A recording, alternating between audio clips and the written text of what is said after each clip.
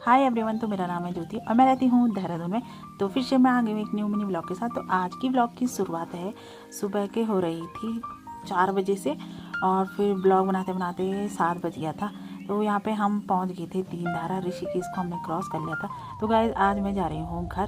तो उसके बाद मैं पहुँची देवप्रयाग। तो घर में जाने के लिए हमें बीच बीच में ऐसे प्रयागों से गुजरना पड़ता है और अच्छे अच्छे शहरों से गुजरना पड़ता है।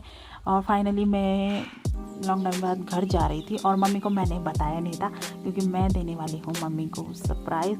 तो मम्मी को मैंने मॉर्निंग में बोल दिया था कि मैं ड्यूटी चली गई थी। उसके बाद हम पहुँचे श्रीनगर पे।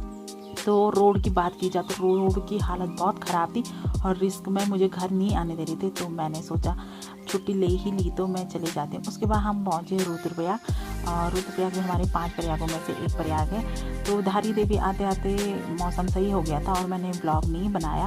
उसके बाद हम पहुँचे गौचर और गौचर पहुँचने के बाद हम पहुँच गए थे कर्णप्रयाग। तो कर्णप्रयाग से फिर हम गाँव के लिए निकल गए थे और जाम भी बहुत लगा था और कहीं कहीं रोड बहुत ख़राब थी। तो उसके बाद कर्णप्रयाग से हम निकले अपने गांव थराली के लिए। तो बीच में हम पहुंच गए थे नारायणबगड़ और नारायणबगड़ के बाद हम पहुंचे थराली। तो दोस्तों फाइनली मैं बहुत टाइम बाद थराली पहुंच गई थी। तो यहाँ पे थराली से हमारी पिंडर नदी जाती है जो कि मिलती है कर्णप्रयाग में अलकनंदा नदी के साथ। तो यहाँ पर कुछ एक नई चीज़ देखने को मिली मुझे इतने सालों में। तो यहाँ पे भी finally I love Tharali statue बन चुका था जो कि काफ़ी अच्छा लग रहा था। उसके बाद थराली से मैं आ गई थी गांव के लिए और गांव की रोड देख सकते हो आप, नीचे से ऊपर बराबर हो रखी है फिर भी गाड़ी चलाई जा रही है। तो गांव में ऐसी रोड होती है और हमारे गांव की रोड बहुत ख़राब हो रखी थी जिस कारण मम्मी डर रही थी कि घर मत आ। फिर भी मैं गई घर आके। उसके बाद ये मैं पहुंच गई थी अपने गांव में धीरे धीरे। तो ये था गांव का नज़ारा। तो गांव में सुकून तो है, मतलब होता है नहीं, इतने टाइम बाद आ रही हूँ। तो यहाँ पे मुझे लेने के लिए सुमन आ गई थी और सुमन को मैंने बताया था, मम्मी को नहीं बताया था। तो ये मेरी वीडियो बनाई थी। सबसे पहले आके मैं मिली अपने पम्मी से।